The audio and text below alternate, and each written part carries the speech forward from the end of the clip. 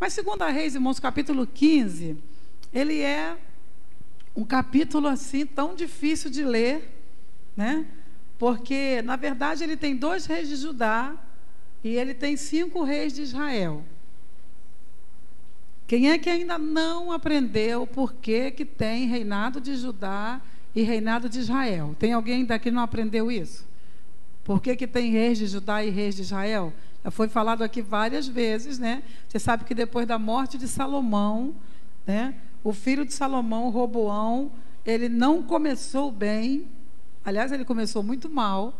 E Deus, então, permitiu que 10 tribos ficassem com Jeroboão, que não era seu irmão. Tem gente que acha que é irmão, não era seu irmão, era um moço do povo, mas que o profeta Aías tinha olhado para ele um dia e falou assim: eu estou rasgando essa veste em 10 pedaços, porque o Senhor vai te dar 10 cidades. E o Senhor deu mesmo para Jeroboão.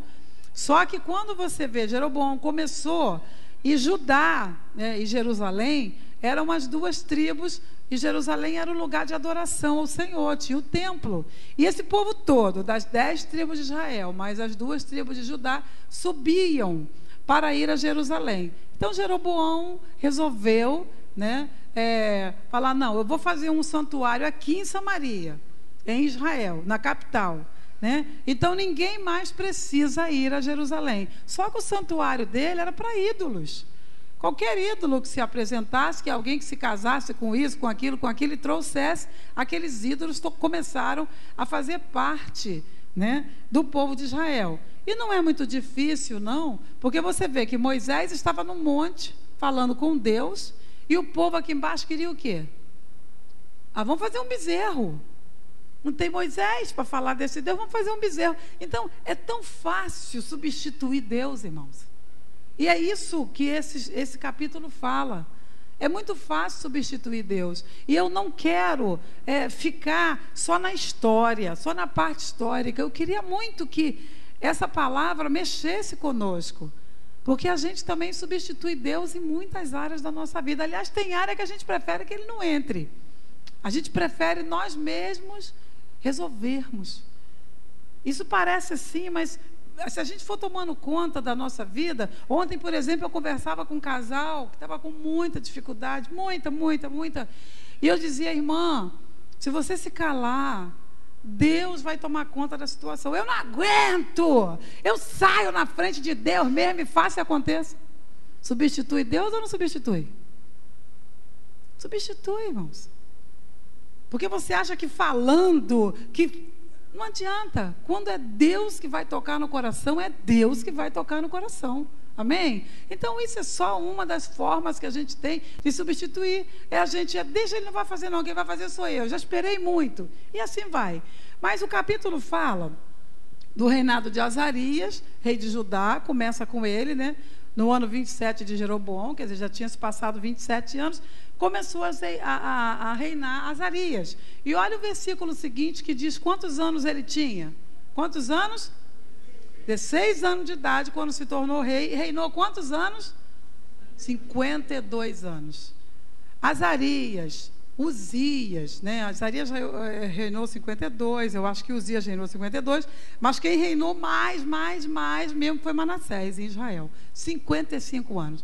E Manassés era um rei tão ímpio, que ele fez queimar até os seus filhos a Moloque.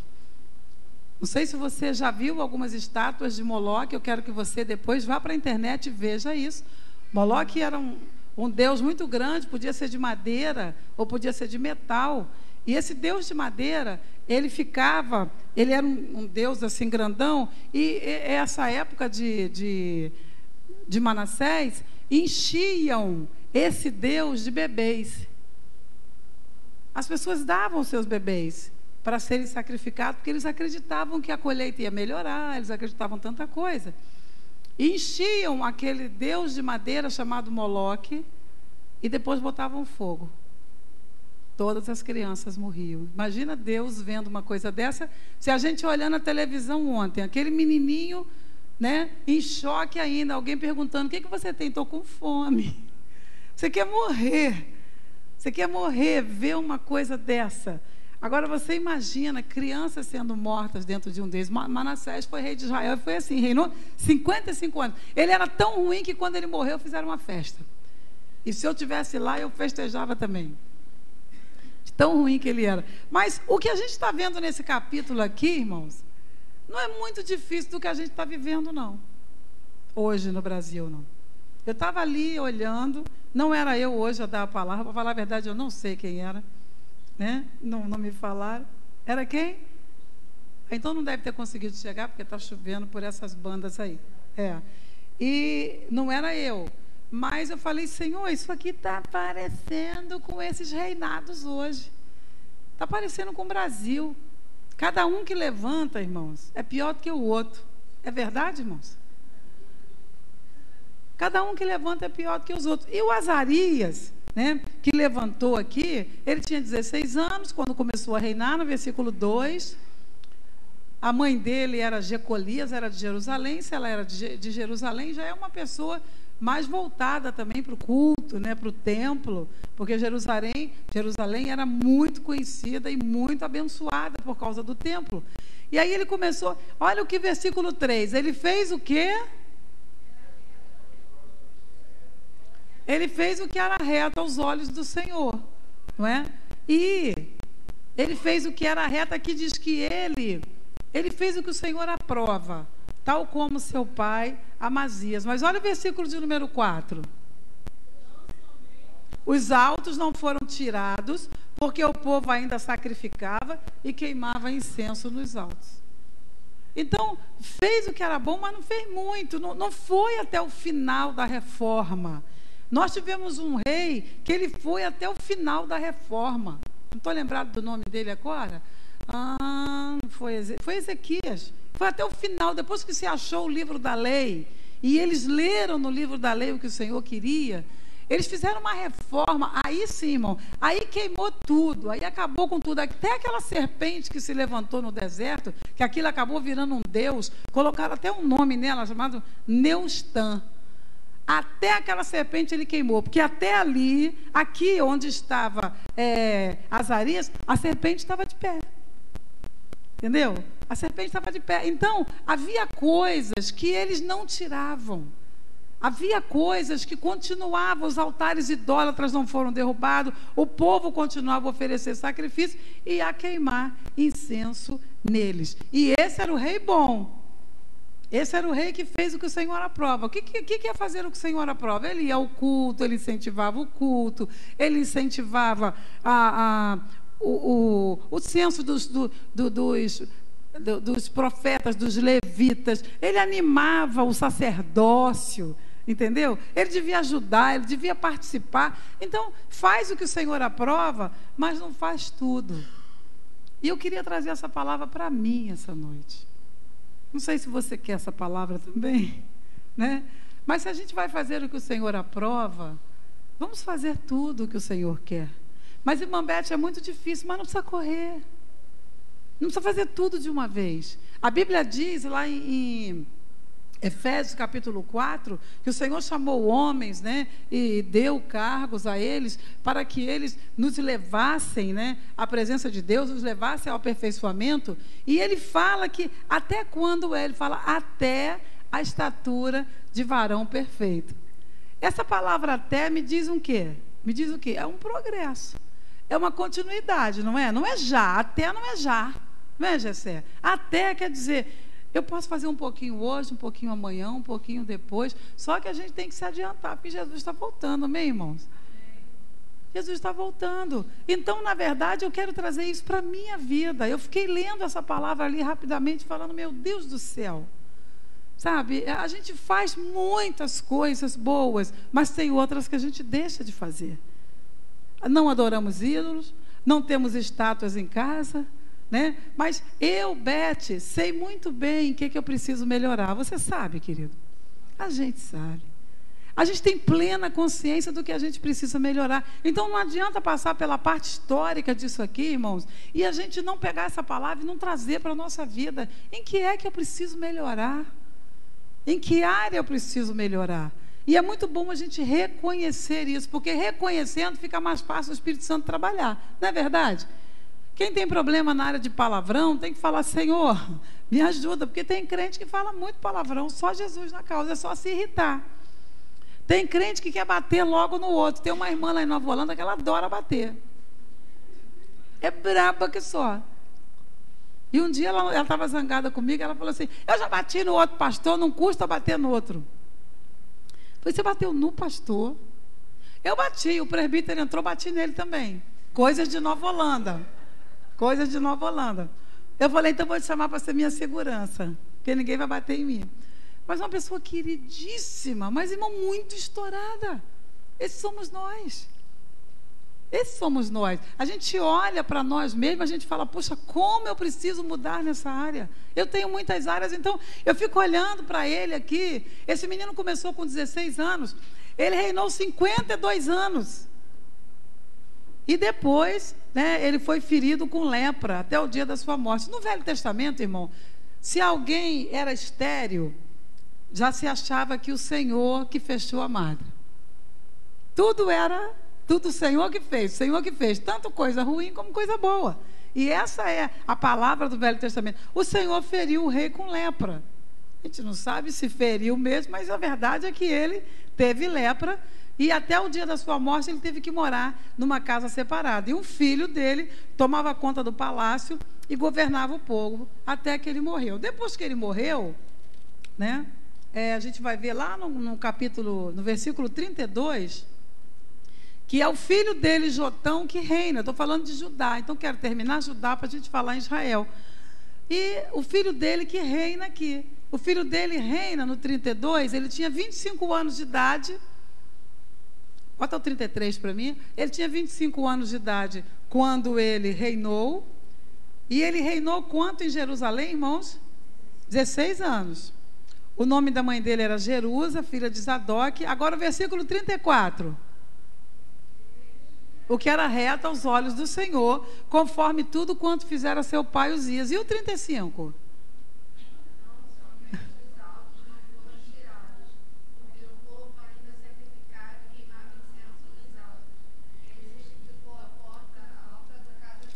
Vocês estão vendo, irmão? Ele fez a mesma coisa que o pai fez. A exemplo do pai. O pai não tirou, o pai não se incomodou. Não era porque o pai, de repente, a Bíblia não fala que ele adorava aqueles ídolos. Azarias não adorava aqueles ídolos. Nem fala que Jotão adorava. Fala que ele suportava que o povo de Israel adorasse. Ele não teve coragem de fazer alguma coisa. E o que a gente espera dos nossos governantes? Que eles tenham coragem de enfrentar o que tem que enfrentar. Sabe? Que tenham coragem, porque cada um que chega com uma proposta. Mas quando chega no lugar, ele olha aquilo: ah, não, eu vou perder, esse lado não vai gostar de mim, aquele lado não vai gostar de mim, e acaba deixando que as pessoas façam o que elas querem. Então você vê que Uzias, Azarias foi assim, e Jotão, o filho dele, da mesma maneira. Irmão, será que a gente pode aprender um pouquinho com essa palavra? O que é que nós estamos passando para os nossos filhos? Você acha que um casal, um pai, uma mãe que não oram juntos, eles estão ensinando uma vida de oração? Um casal, pai, mãe, ou um dos dois, que não lê nunca a palavra em casa, estão ensinando uma vida de comunhão com Deus? Estão, irmãos? Não. É a mesma coisa aqui. Aqui muito pior, porque era o governo de uma nação, de uma cidade, 2 cidades grandes, mas irmãos, e o governo da nossa casa? Se a gente não consegue governar a nossa casa, fica difícil a gente querer governar alguma coisa. Por isso que a Bíblia fala que o pastor, o presbítero, que não governa a sua casa, não tem que ser pastor, não tem que governar a igreja. Porque se ele não consegue governar a casa dele, é uma bagunça danada, uma discrepância com a palavra. Agora, alguém tira um pastor por causa disso? Não. Não é a mesma coisa? Então a gente vê, irmãos, que as coisas elas vão acontecendo igual. O filho, o pai, era bom.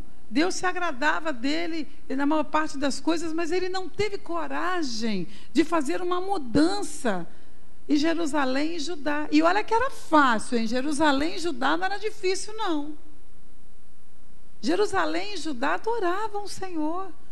Todos os salmos que você vê ali, o salmo Cântico dos Degraus, ou Cântico de Romagem, todos eles, o povo está indo para Jerusalém uma vez no ano, e a nação toda. Mas isso não quer dizer que o povo só ia uma vez no ano, não. Porque as festas nacionais de Israel, de 2 meses e meio, mais ou menos, é cada uma nacional. Aquela festa de Esther, a festa de Purim, aquilo é nacional. A festa da colheita de Ruth, né, baseada no livro de Ruth, era nacional. A festa dos tabernáculos que Jesus foi na festa dos tabernáculos, quando ele chegou a João capítulo 7, a partir do versículo 30 e pouco, que diz: no último dia da festa, o Senhor Jesus chegou, se levantou e disse, o que ele disse? Quem tem sede, venha a mim e beba. Era uma festa nacional. Só que uma vez no ano, todos iam até lá. Então, irmãos, não era muito difícil de tirar de Jerusalém e Judá. Era muito pior Israel, que estava com os pecados de Jeroboão desde que Jeroboão começou. Então, tem coisas, irmãos, que não é muito difícil da gente fazer, mas a gente não está disposto. A gente não está disposto. Por exemplo, lá em casa, nunca se comeu com a televisão ligada. Parece tão fácil, né? Tenta desligar a sua, se a família não está acostumada desde cedo. Tenta desligar. Nem você quer que desligue. A gente nunca deixou. Por quê? Elas eram pequenas, elas tinham que aprender. Até hoje a gente tem esse costume. Sabe? A gente está comendo, para que televisão ligada? Momento de comunhão. Tanto que a mesa, a gente olha um para o outro, que a mesa, de onde você estiver, dá para a gente se olhar. Por isso que a Bíblia fala no Salmo 128, né, da mesa. Não fala da cama, não fala da mesa, porque mesa é lugar de comunhão. Agora, irmão, tão pouco e a gente não consegue desligar. Ah, mas se eu desligar, meu filho vai brigar, vai ver lá no quarto dele. Mas a mesa é lugar de comer pão. Se a gente não consegue botar a nossa família sentada para comer à mesa e dizer como foi o dia, está tudo bem? Está precisando de ajuda? Se a gente não consegue isso, como é que a gente vai olhar para Azarias e falar: esse rei é muito mole, ele nem tirou? Irmão, a gente não consegue nas mínimas coisas, e é isso que Deus está vendo na nossa casa, é isso que nós estamos passando de exemplo. A gente, quando sai, ora, quando chega, ora. É assim, irmão? Você é enjoado? Não. Isso é um bom costume, não é? Ah, mas eu posso orar uma vez só por dia? Posso. Mas o que custa eu orar quando eu saio, orar quando eu chego? Jesus, muito obrigado. Passei pela cidade de Deus de novo, o tiro estava comendo, mas eu cheguei em casa. Sabe? Cheguei varada de fome, tem comida para comer. Sabe? Você vai dormir, Senhor, muito obrigado. Você acorda, aquele solzão. Gente, isso é comunhão. E se o pai e a mãe tiverem, os filhos terão também. Você quer ver escola dominical? Eu conheço vários crentes que falam assim: ah, deixa os bichinhos dormirem. Eles estudam a semana inteira. A escola dominical é bom ou ruim, irmãos, para os nossos filhos? É maravilhoso. Até porque a escola dominical faz aquilo que muitos de nós não fazemos. Muitos de nós não fazemos, de orar com os filhos, de ler Bíblia com os filhos. Muitos de nós não fazemos. Então a escola dominical é um suporte espiritual tremendo. Se você perguntar à sua carne: você quer levantar e ir para a escola dominical? Qual é a carne aqui que vai querer? Ninguém, meu irmão. Ninguém. Eu durmo muito tarde, eu estudo até tarde, eu tenho muita facilidade, sou notívaga, eu tenho muita facilidade de ficar até 2, 3 horas da manhã. Mas de manhã, se eu puder dormir até 9, 10 horas, é um presente. Só que eu também estudo de manhã, então, glória a Deus, fazer o quê? Não gosto de dormir à tarde? Então vamos embora, vamos embolando. Hoje mesmo eu estou morta de cansada, porque eu tenho estudado muito para uma última prova amanhã, que só Jesus sabe como vai ser. Mas quem mandou me meter nisso, né, Gessé? Podia estar em casa quieta. Mas, gente, tão poucas coisas que nós podemos fazer. E eu queria que você pensasse nisso também.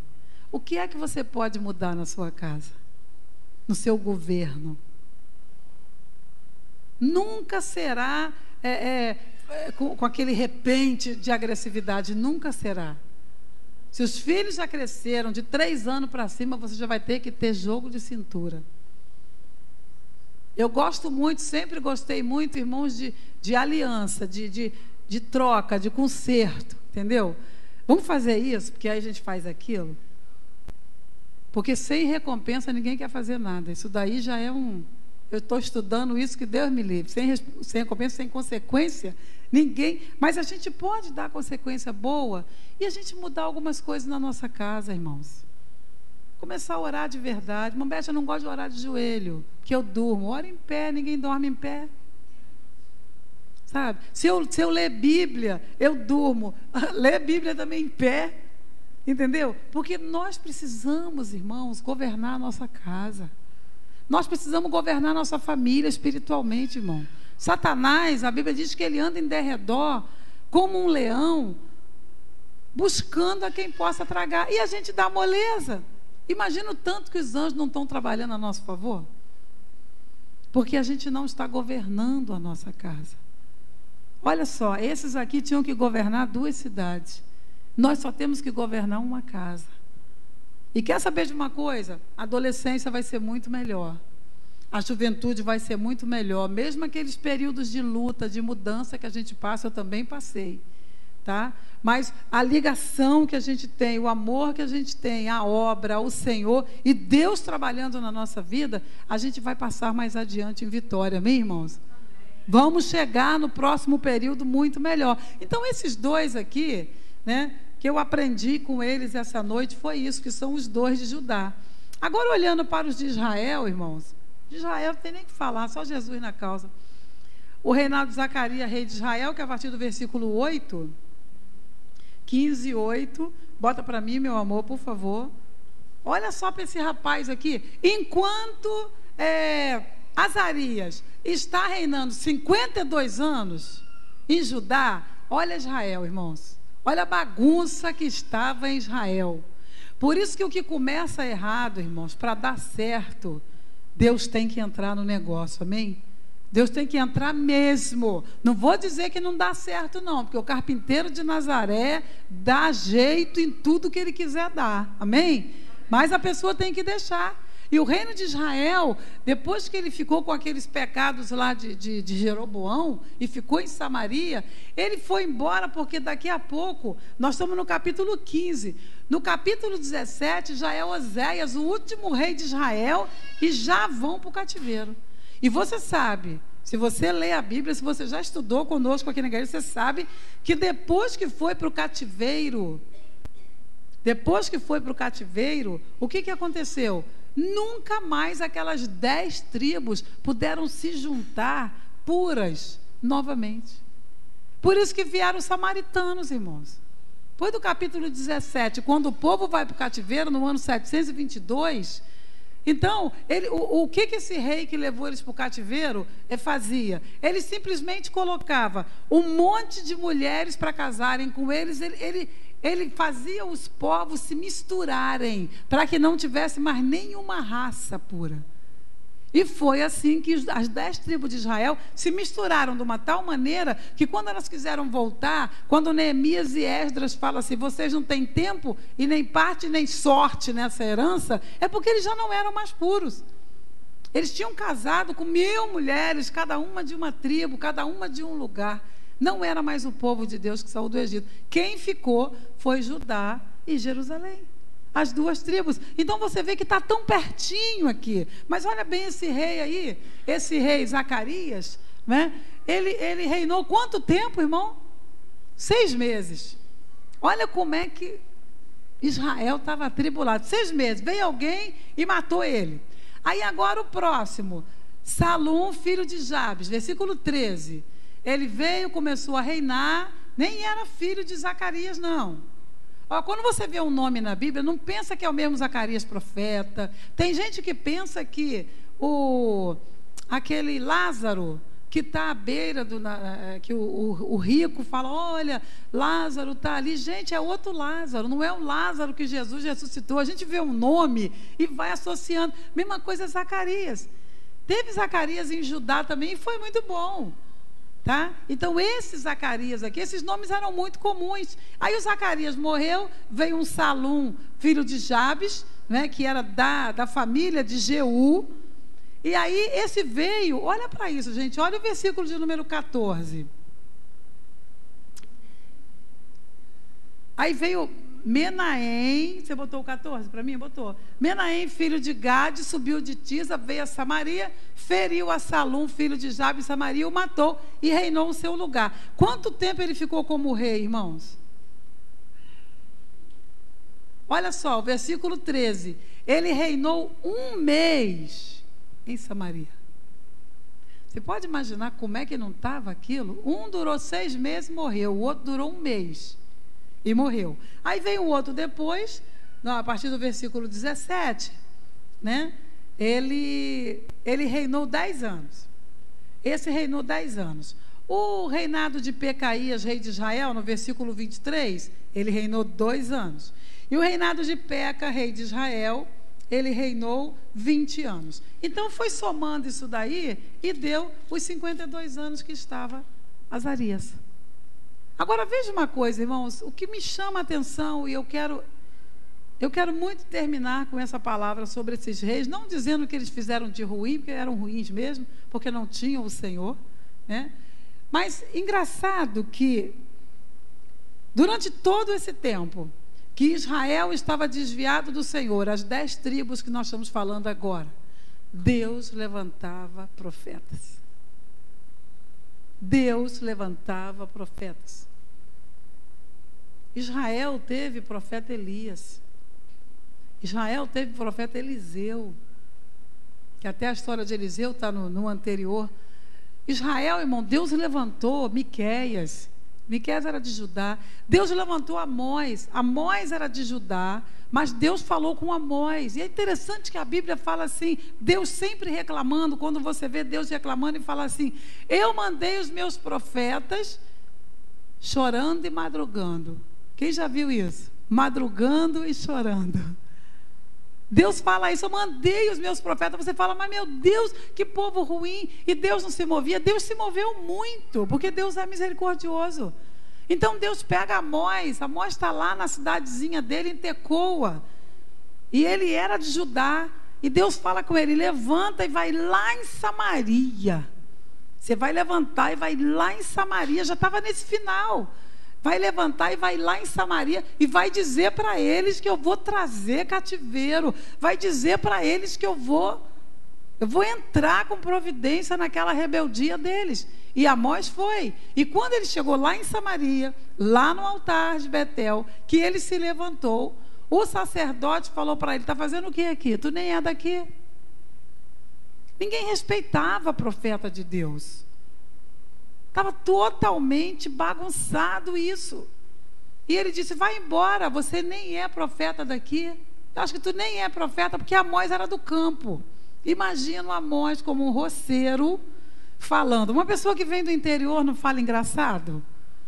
Fala engraçado. Amós era do campo, Miqueias era do campo. Claro que eles tinham aquele jeito de falar do campo. Meu neto é do interior de São Paulo. É muito engraçado ele falando, porta. A gente não fala porta, né? E ele tem mania de pregador, e só Jesus na vida dele, que ele chega na escola e ele fala para os meninos, seu pai bebe cerveja?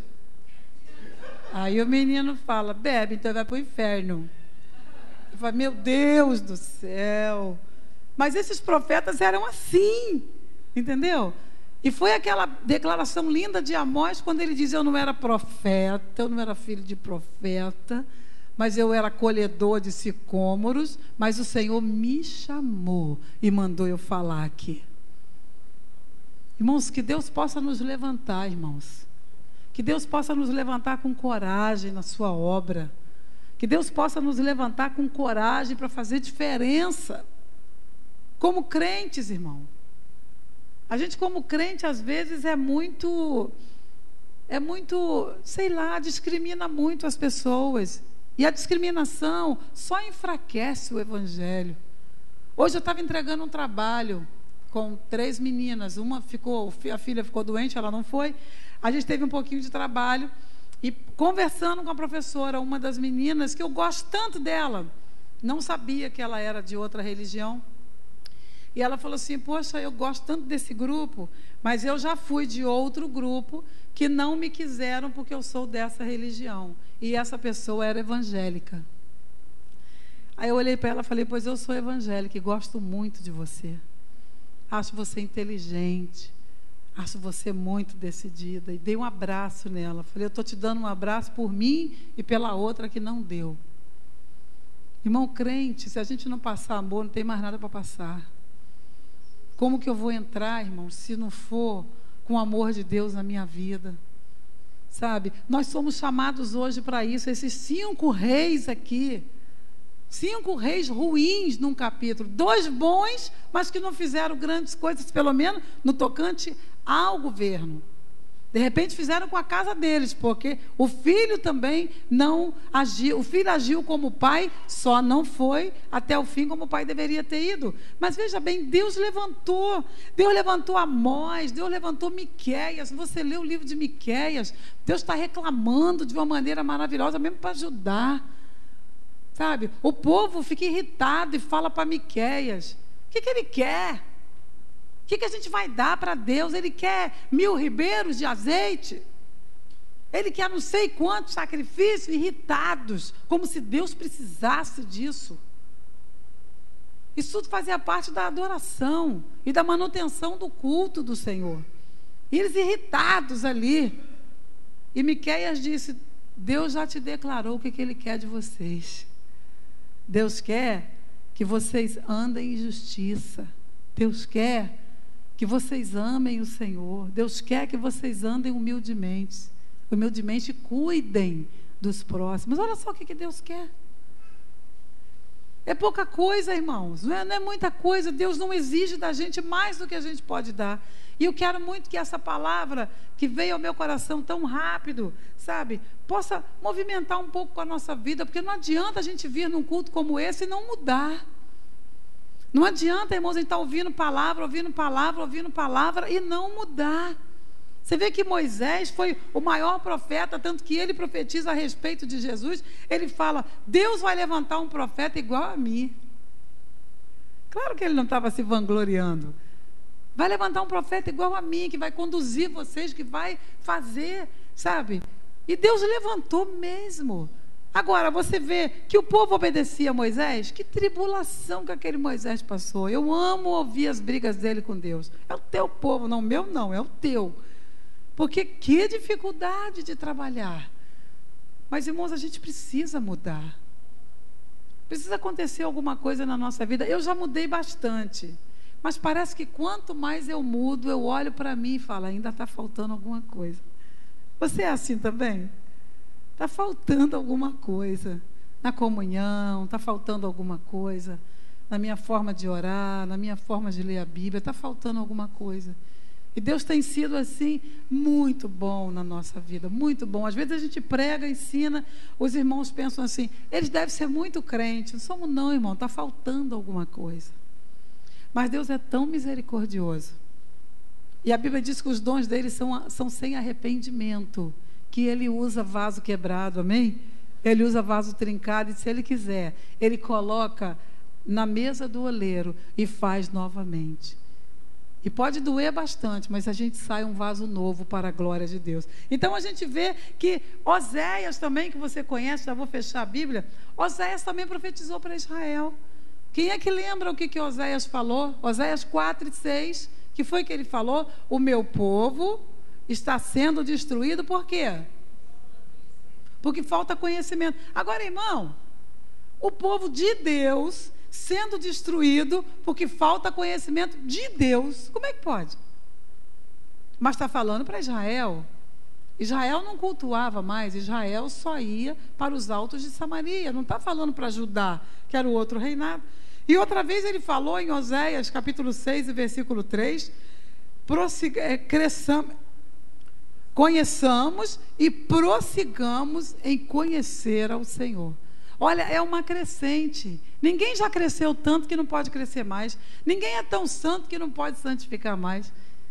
Ninguém é tão bom que não possa melhorar. E eu me incluo nessa palavra nessa noite.